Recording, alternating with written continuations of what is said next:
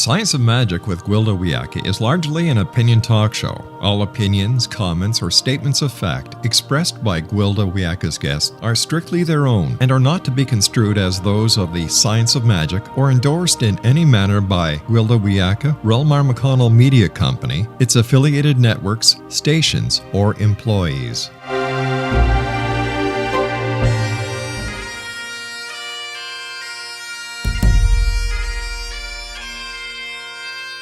Welcome to the Science of Magic with Gwilda Wiyaka, a program dedicated to uncovering the unified nature of reality and humanity's ever-evolving place as truly galactic beings. For more information on the Science of Magic with Gwilda Wiyaka, visit us online at www.thescienceofmagic.net.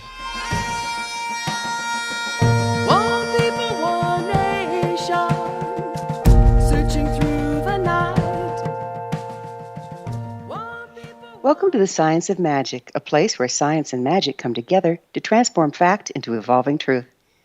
We're proudly coming to you through the ever-expanding X-Zone Broadcast Network, xzbn.net, and can also be found on our website, thescienceofmagic.net. I'm your host, Gwilda Wiyaka. This hour we'll be exploring the art of living. There's a beautiful Native American prayer, Walk in Beauty. May you walk in beauty. Beauty above, beauty below, to your right, to your left, beauty before you, beauty behind you. Walk in beauty, walk in beauty, walk in beauty. The prayer was designed to reestablish beauty, grace, balance, and sacredness in our lives when our feet step off the path of wholeness. We've all had times when nothing seems to work anymore, when everything we do seems for naught, and we're living in shades of gray with no hope or joy. In the modern world, it's called depression. This was traditionally seen as the result of not walking in a good way. That's not to say we're being bad people, but rather no longer following our natural instincts in living our lives. Creator designed us to listen to our internal promptings, follow our joy, and seek beauty in all things. Society is taught this is a waste of time and self-indulgent. Art, music, and ceremony have been virtually eliminated from our schools. When we ignore our promptings and no longer seek beauty or joy, we lose our way. Individuality languishes, and we become slaves of the system. Some shamanic traditions call this losing one's soul. We're all artisans at heart, naturally seeking beauty. Even the act of homemaking is an art, whereby we create an aesthetic, warm, welcoming environment in which to enfold and nurture our family and loved ones. The ancient Eastern form of feng shui encompasses the cultivation of a supportive environmental frequency through color and mindful placement of beautiful things. All places of worship incorporate the art and beauty within the structure. Religious ceremonies are an art form in and of themselves. The earth herself is a thing of beauty. From the emerald green of the forest, the azure blue of the ocean, to the rolling golden sand dunes of the desert, nature expresses herself in shades of glory which sustain and support us. The frequency of the planet rebalances and restores all things. That's why she's known to indigenous cultures as the Mother. The ancient form of shamanism uses ceremony, art, rhythm, and song to restore balance and beauty to our lives. Why all this attention to the aesthetic? Beauty and the enjoyment of it is a very high frequency.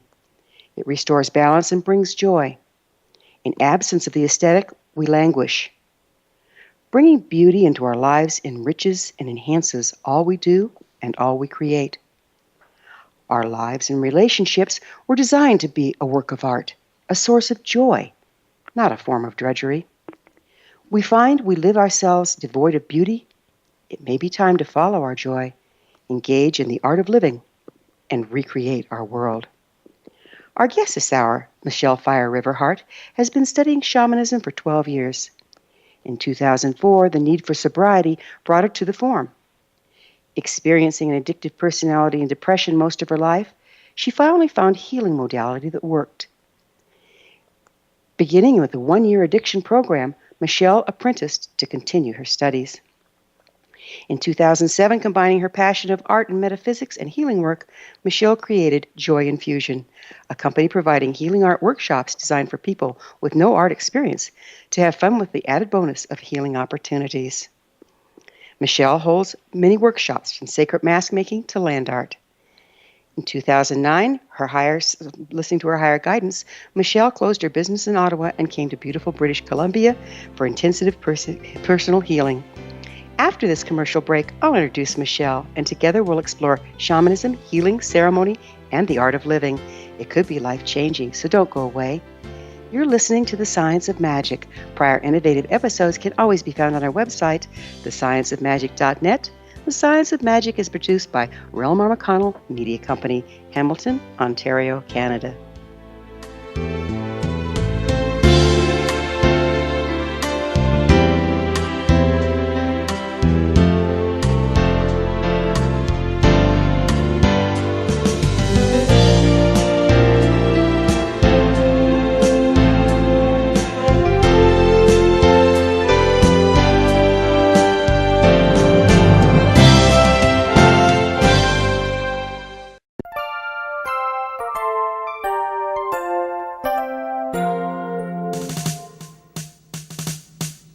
Though the world seems in turmoil around us, let's not lose our way. The stars still shine down, blessing us with their light. The sun rises every morning, chasing away the cold and darkness. There are good people of service in this world. We have much to be grateful for as we're wrapped in the arms of all of God's creation. This is Gwilda Wiyaka, host of the Science of Magic Radio, wishing you and yours a very Merry Christmas. I hope your holiday is filled with comfort and joy as you're surrounded by those you love. I'd like to thank all of you for being our loyal listeners on the X-Zone Broadcast Network and for joining us on this grand adventure called life. As the New Year's dawns, let us all stand in truth as we embrace peace.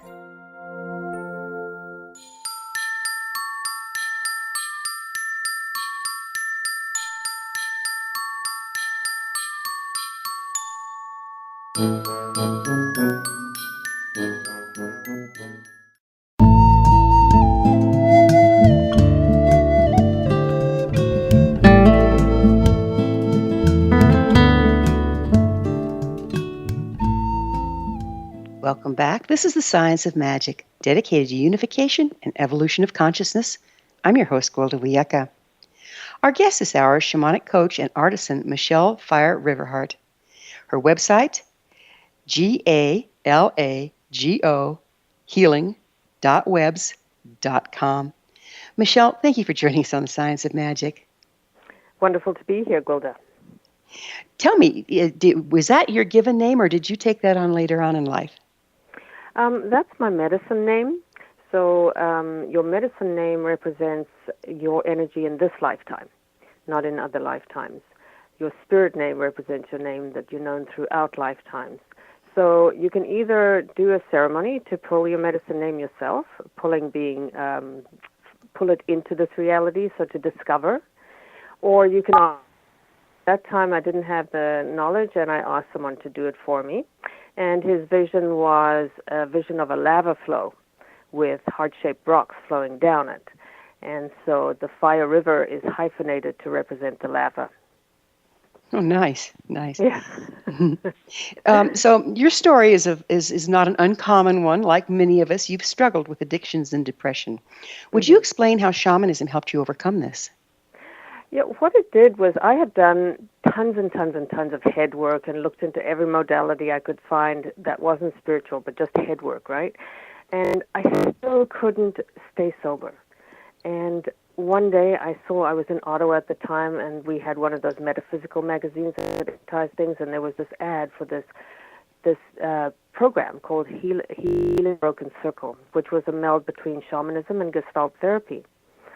And Spirit just said, you need to do it. So I took my money, I put it down, not knowing how I was going to get more rent money, but what I knew is that I needed to get sober, and this was what was calling to me. So it was a long program throughout the year. Up in Toronto, you went for long weekends and then a full week of ceremony. What it did was bring to the fore the past childhood experiences that I had not even seen or, discounted as being relevant because everything looked pretty on the top. And it did it through me experiencing things through my body, so taking me out of my head and into my body through ceremonies and different techniques and experiences. So that was totally different for me because, as most addicts realize, what we're trying to do is stay out of our body, right? We don't want to feel. So it teaches you to feel. It gave me techniques on how to heal my past history. And then just basically perseverance, patience, and persistence in finding strategies and working them and continuing to heal the past. And I still do that to this day. If I come up against a button, and as soon as I hit a button, I know that there's still something that needs to go. If I do my healing work right away, it's cleared, which is just an amazing feeling. That is the key, isn't it? Is always staying in process. I know, I've worked as a shamanic practitioner for over 40 years, and the effectiveness of my service is totally dependent upon the effectiveness of my personal processing. It's not something you do and just stop, is it? No. Well, you could do it that way, but it's not effective because then you stop in your healing journey and you stop in your evolution and growth. I personally believe we're here to evolve and grow and heal. So for me, that's just once I committed myself to the path, which was scary because then I said, this is going to be lifelong, and it was work at the beginning. I didn't know if it would ever be not work, and what I've realized after this many years is once you get over the hump of doing the majority of that past history work, then the extra layers of the onion are much easier to deal with.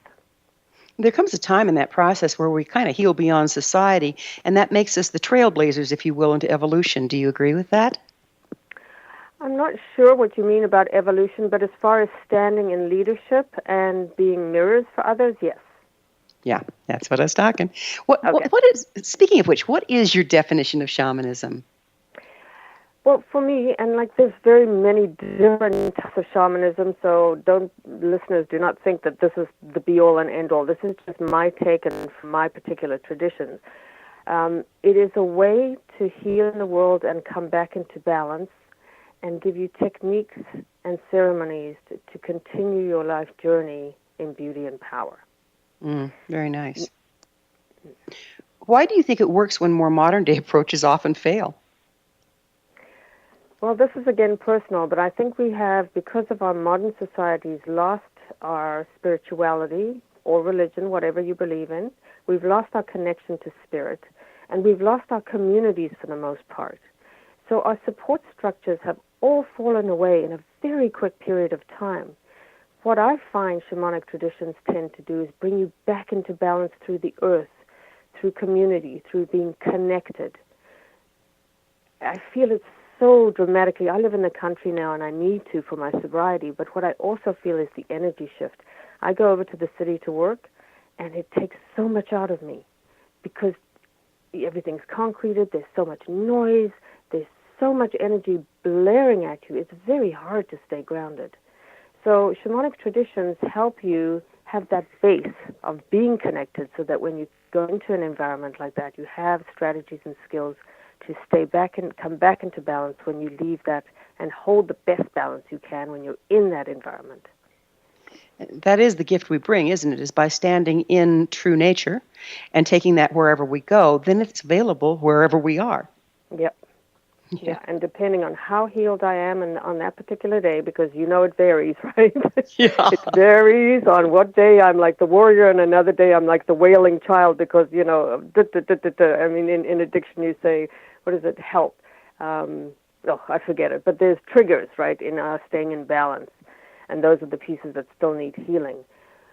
But with my strategies and my techniques to heal, as long as I have that awareness, I found that I keep consistently being able to do more and more and more of the staying ground as opposed to being totally out of balance and having to go somewhere quiet to become back into balance.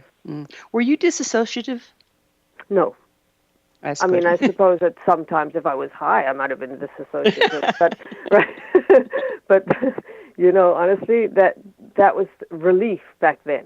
Now I think of it and I couldn't, my body actually cringes. Internally I feel the cringe of looking back at that person. Mm-hmm. What all can we treat with shamanism? From what I've seen, almost everything. Now, I'm not saying you've got a broken limb, you're going to do shamanism to heal it. I'm sure there are some shamans that have extreme skills and can do that kind of medicine, but for the most part, it's about. I've seen cancer remission. I've seen coming back from the brink of death because of bulimia. I've seen addictions. What else have I directly seen? Abusive relationships to others and themselves, lack of self-esteem, lack of self-worth, having triggers from past childhood traumas, or adult traumas for that matter, because they tend to build on one another. So almost anything that doesn't need the trauma medicine of allopathic medicine. What do you see as the interface between allopathic medicine and shamanism? I think what I've seen is that we need both. I mean, we absolutely need both. If I break my arm, I am going to the doctor to get it set. What, you're not going to call me up? No, I'm not going to use my crystals and tuning forks to set it. However, what I will do is once it's set, I will then be using shamanic techniques to encourage and help the healing. Like crystals, drums, sound medicine, right? Very effective, isn't it? It's very effective. And using alchemy, which is, a very misunderstood word in our culture, but using alchemy and intention. So from our modern perspective, dream boards and altars that bring in what you want, all these different techniques, they're all little pieces of the puzzle that can help you. But that being said, it's all up to you. Like how much you work it is how much you get out of it, like anything. Isn't that the truth? I've always, we call ourselves or each other healers. But really the only healer is ourself. We can only heal ourselves. We can get support from outside, but the job happens internally. Has that been your experience? And does shamanism work with that? Oh, absolutely. In fact, healer makes me cringe. I started Gabriela Healing Arts here on the island, which is just a database and a group of all types of healing modalities. And we established at the very beginning that no one was to call themselves healers because it didn't matter which healing modality it was, we all were of the same mind that we heal ourselves. I'm a facilitator of knowledge to help you heal, but I do not heal you. It's the recalibration with the natural way or the planet, I think, is the most, that assists us the most. Is that what you found? What I found is that, but I've been in sort of trauma addiction learning for most of my shamanic career, is that dealing with your past history and in concert with being in balance with the planet is what is the most effective. And we have to clear our past history in order to take on the balance of the planet, actually, Absolutely. don't we? Yeah. Absolutely, yeah. What is shamanic coaching? Well, some people call me a shaman. I say shamanic coach because that's what my certification was. It's basically we were taught a whole bunch of healing techniques and ceremonies and alchemy, things in alchemy that we could do, that we can do for clients or teach to clients. So from my perspective, I've been debating this so much, actually, with people calling me a shaman. I suppose in modern day terms, people might call me a shaman because it actually is how I walk in the world. However, for me, to be a shaman is someone that grew up with their mom or dad being the shaman and handing down all that knowledge. But that's not very often in our society that happens. No, we have to kind of reintroduce the practice itself or the ceremonies themselves because we've gotten so distant from it. Is that what you're talking about? Yes, and from just celebrating everything. So ceremony, I don't know what people understand as the word ceremony, but from my perspective, we have many types. We have ceremonies that help us heal.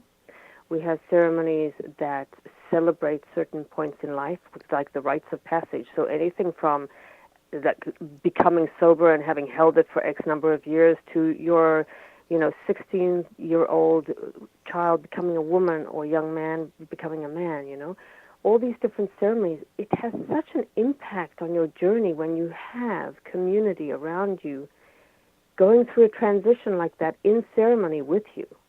It totally changes it, other than having a birthday party, which is great. It's fun to celebrate. But this is much richer. It's a connection with the everything.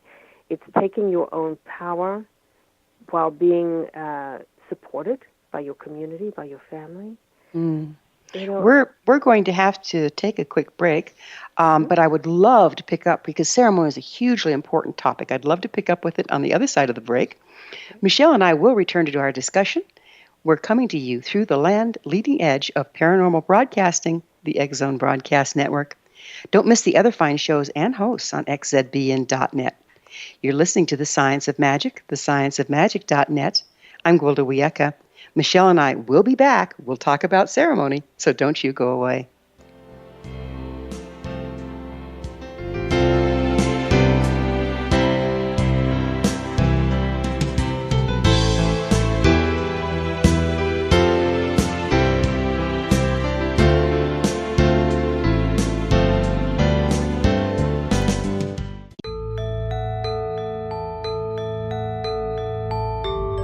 Hi, I'm Gwilda Wiyaka. Did you know that shamanism has been around for 50,000 years and practiced by all indigenous cultures?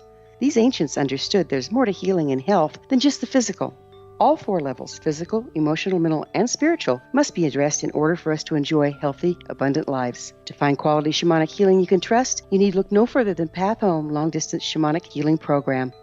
All Path Home practitioners have been trained and certified through Path Home Shamanic Art School, a Colorado State occupational school, and are handpicked, personally trained by me, Gwilda Wiyaka, to uphold the excellence of Path Home's long-distance program. Live abundantly. Schedule a shamanic session with me or one of my quality practitioners today. Call 303-775-3431 or visit findyourpathhome.com.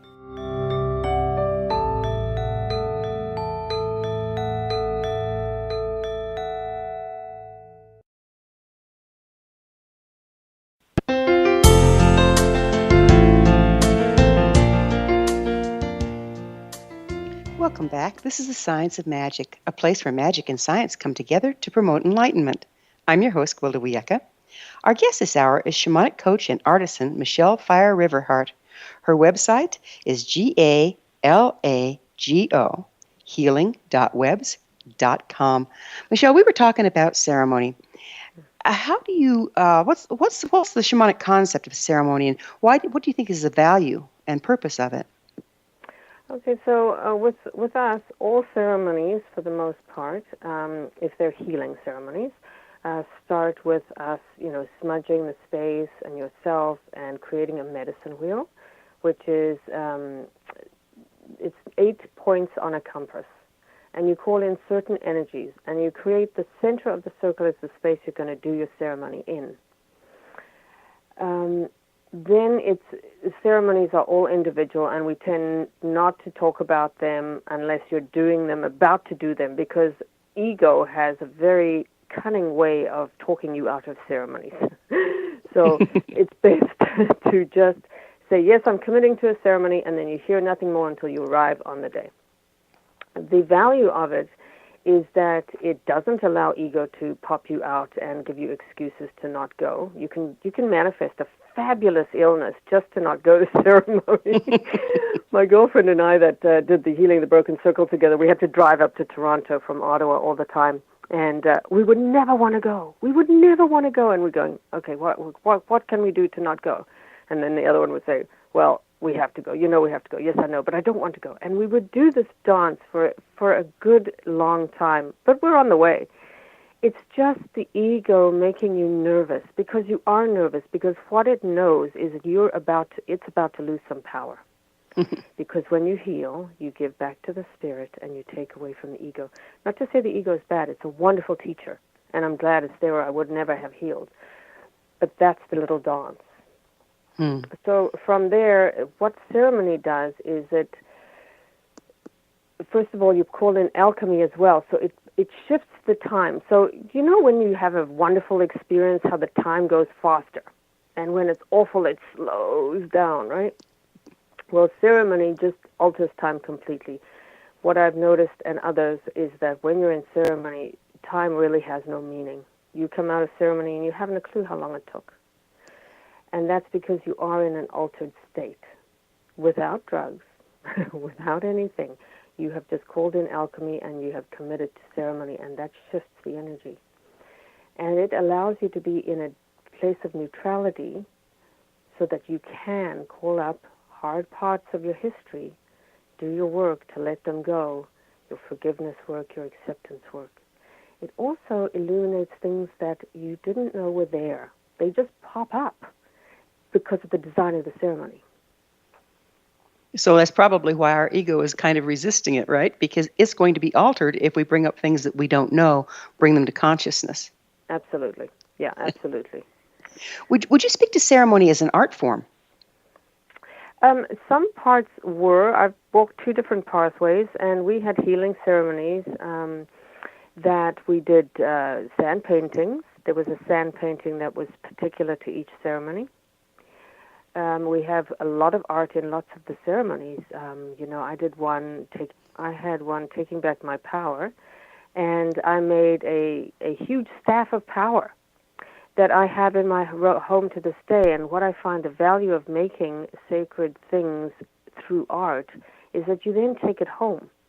And it's a reminder of that moment and that power that you had in that moment, because we're human, right? So we leave the ceremony and we're all gassed up and empowered and we feel fantastic.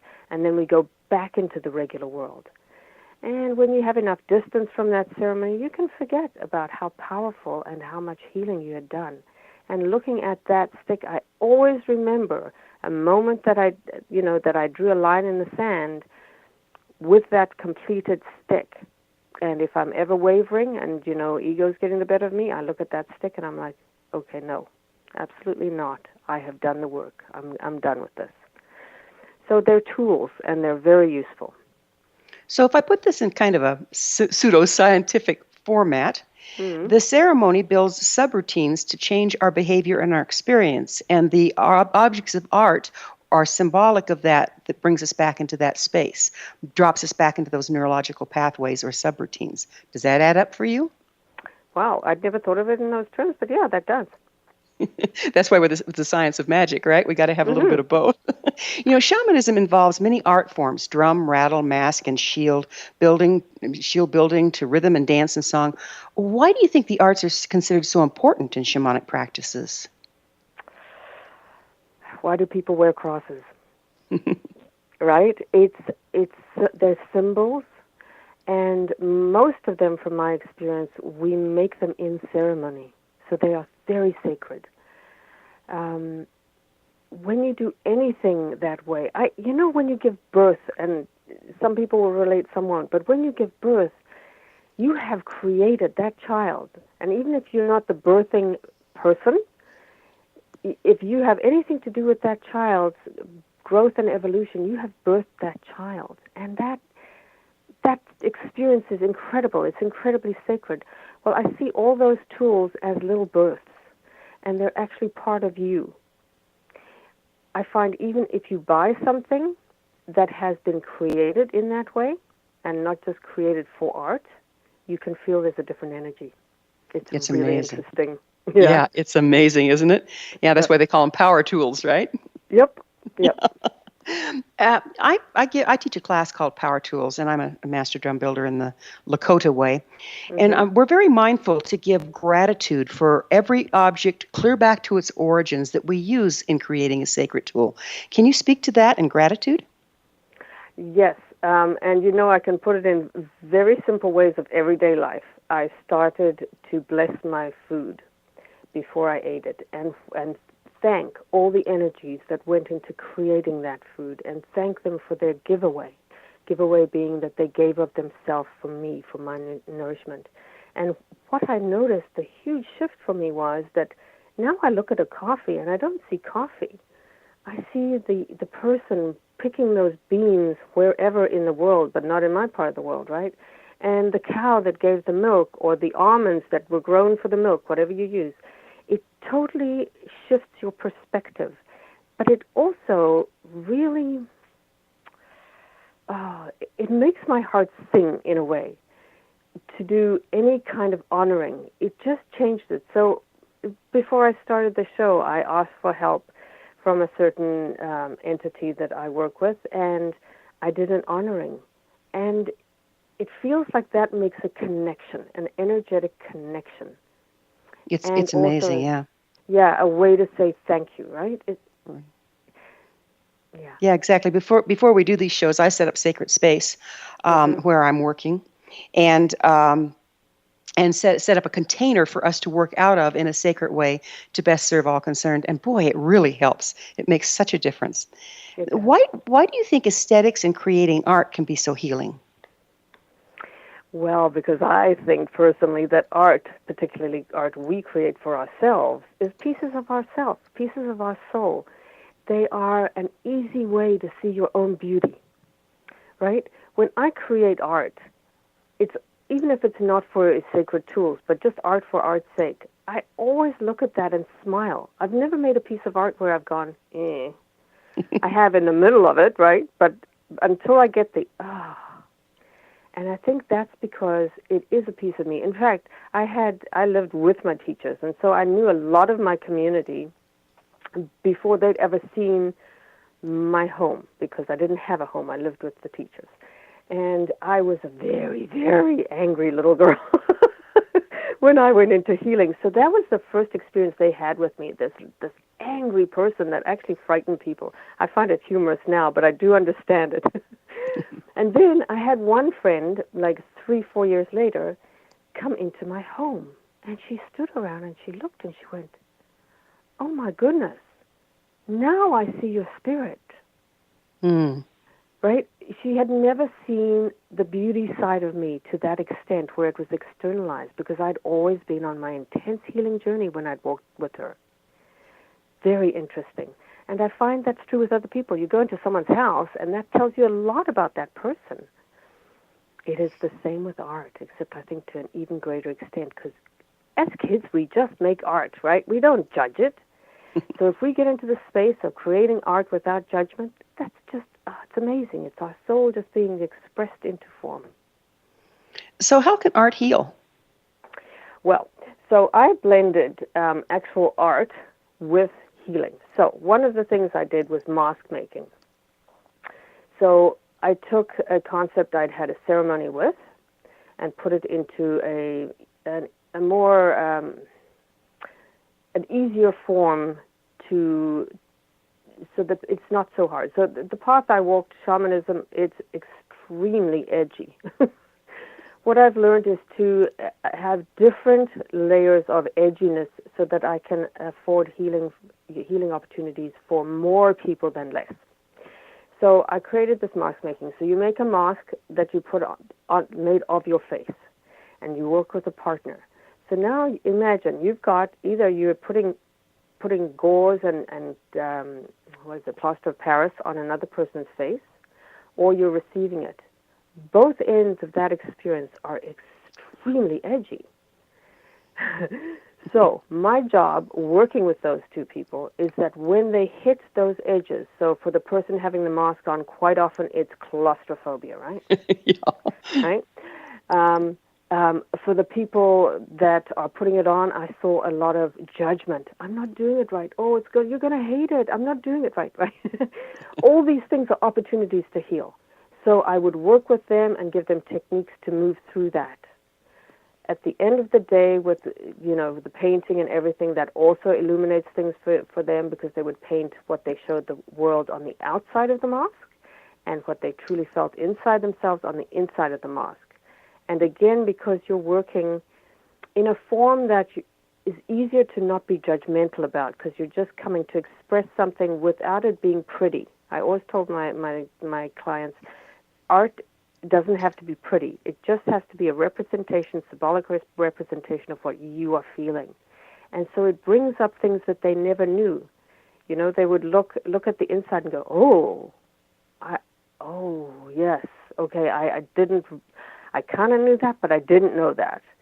And then again, as soon as they hit those edges, and it's very obvious, I'm sure you know as well, when someone hits an edge, there you go, you jump in. Do you need help? Shall we do this or that to help move this energy out and heal this piece right now? That's how I find it. So the art brings up those edges to be worked with. Yes, in a much gentler way than saying to someone, do you want to do a ceremony?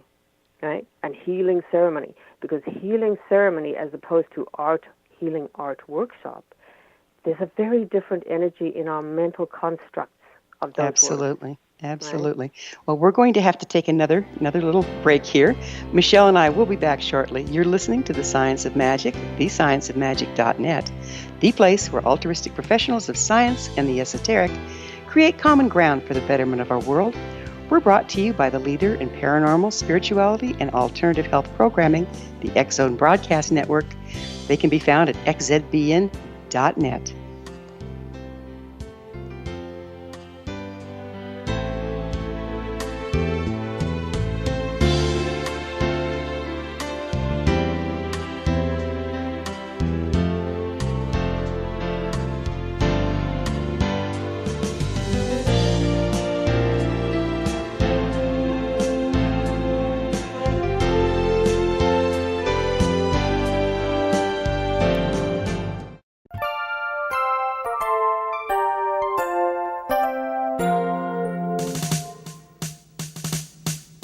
Though the world seems in turmoil around us, let's not lose our way.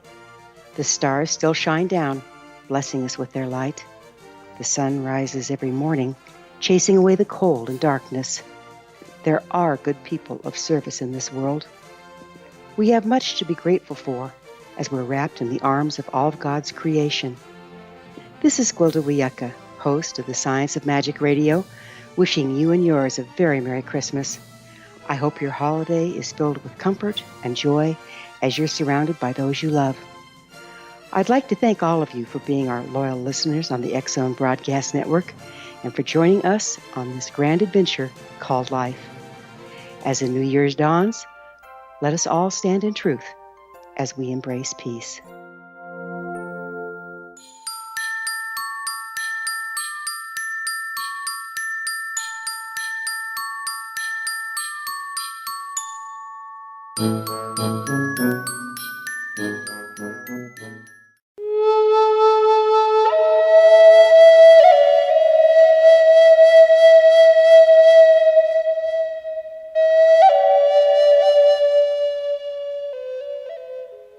Welcome back. This is the Science of Magic, bringing together gifted people of service to the world.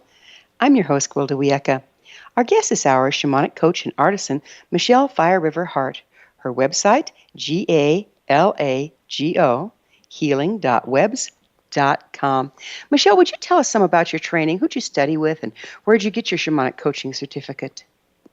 Okay, so it's two places, but they're connected. So I'll start at the beginning. So the head Nagwals, which are like the spiritual leaders of the Hopi, the Maya, the Cree, the Cheyenne, and the Crow, all had the same vision back in '76, and that was that they should bring the teachings, their teachings, out to all the people, not just people of Native American origin.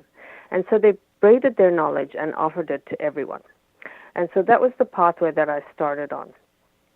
Then that was also part of the Healing the Broken Circle. They had to create addiction ceremonies because there never used to be addiction in First Nations, so they didn't need those ceremonies, but that was also part of this pathway.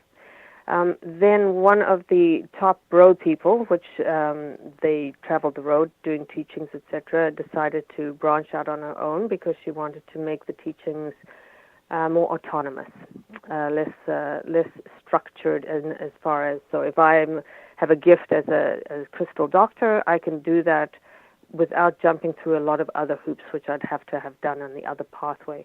So to give you opportunities to go with your strengths quicker.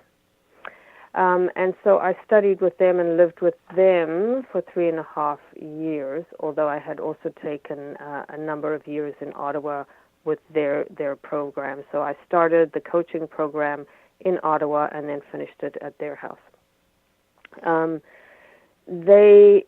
Each of them have, I think one's got 30 years in shamanism and the other one 25. And what I knew about my primary teacher that helped me walk out of addiction was she was probably the only one at that moment in time that could. She had been an addict, which to me was important because otherwise I didn't feel they would know what they were talking about. And she was ruthless, but ruthless in the light, and that's exactly what I needed.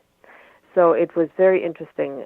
She wouldn't take any crap off me, which was extremely important because I was very angry and very ruthless myself, but totally in the dark. So, and I made a commitment to her, and I don't break commitments. So that was the way I walked out of it. And within that journey of doing the intensive apprenticeship with them, I also finished up my certificate and my practicum, and then started offering my services to the public in general. So do your coaching sessions, that's part of what you offer, right, are coaching sessions. Mm-hmm. Does that work long distance? Some of it can, but I really try to avoid it because what I've found is that a person can disconnect if you're working long distance, right? They can, if they go into extreme fear and jump out of it, they can just disconnect. And I have no opportunity except through the spirit realm to help them through it. Whereas if I'm person on person right there, it's a lot harder for someone to walk away and negate their healing journey. So it gives me more of an opportunity to support them and encourage them to persevere through. And then some things just do not compute through the media of Skype or the telephone. I mean, you have to be one-on-one. Ceremony, for instance, if it's something that I need to walk them through the ceremony, obviously I've got to be with them. There are a lot of ceremonies they can do on their own, but I find it more important to be together. Before we get too far in this last segment, would you mind sharing where people can find you and your services? Basically from my website. I live on Gabriola, but I am willing to travel. And so, just make contact through the website, and then I'll get back to you. It is a weird name, by the way, because Galago is my healing animal, which is a bush baby. So I had a lot of advice to not use such a weird name, but Spirit just told me that that's what I was supposed to use. So that's what it means. Galago is a bush baby. Okay, and would you tell us your website again, please? Galago Healing, which is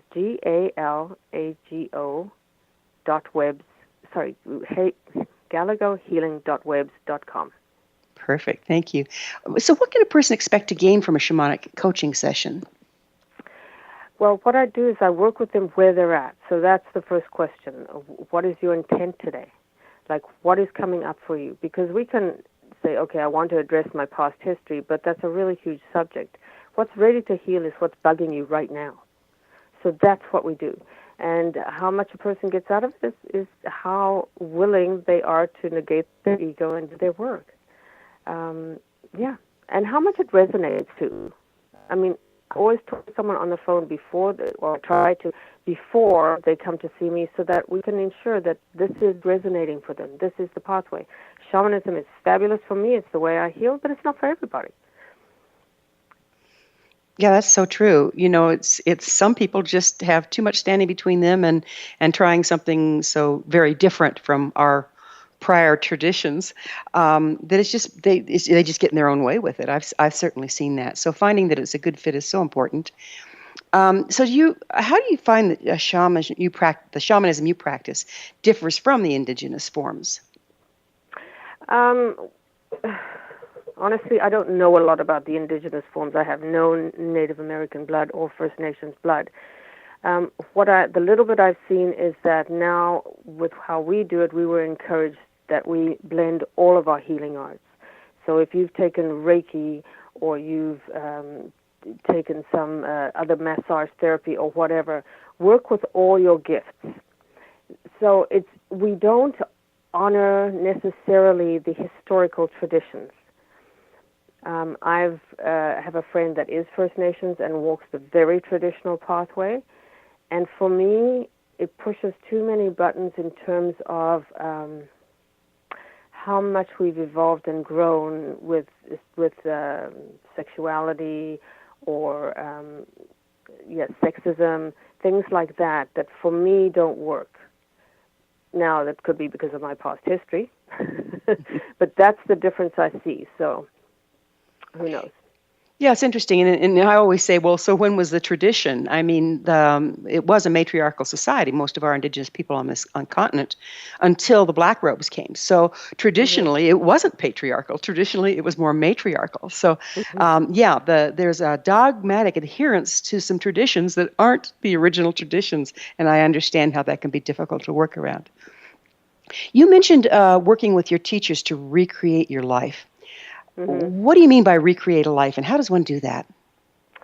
Okay, well, if anyone that's been a severe addict knows, you blow up your life is what you do. That's usually when you ask for help, is when you've got no more money, you've got nowhere to go, you've got nowhere to live, you've crossed that last straw, as I say. And that's where I was at.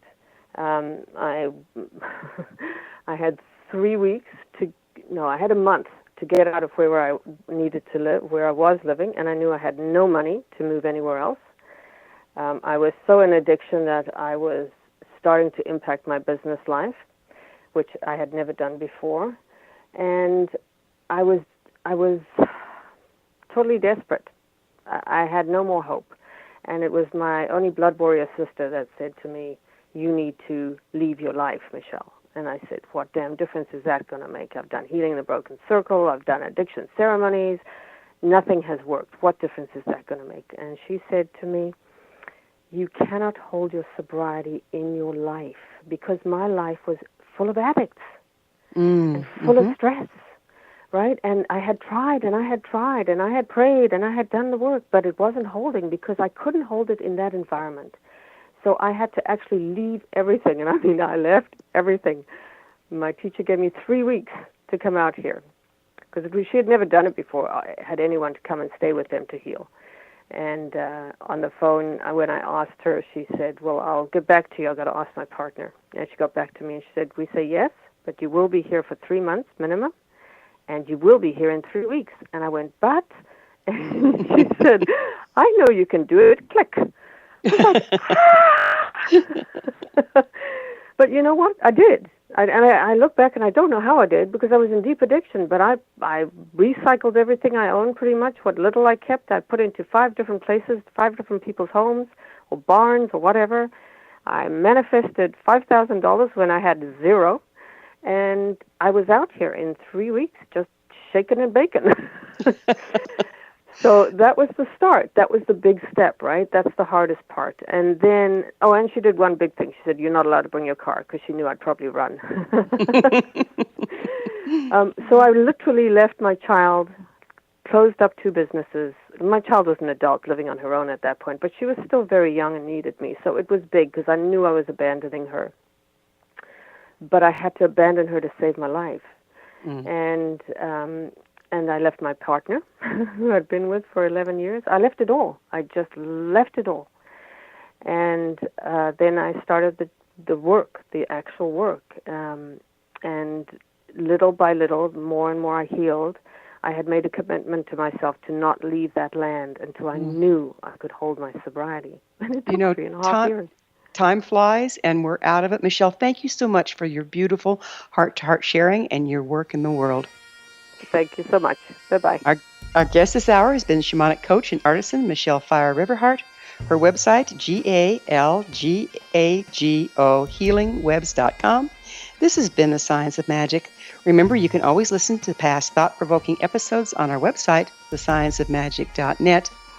Until next time, dear ones, may you be blessed with knowledge and comforted with love as you embrace the art of living.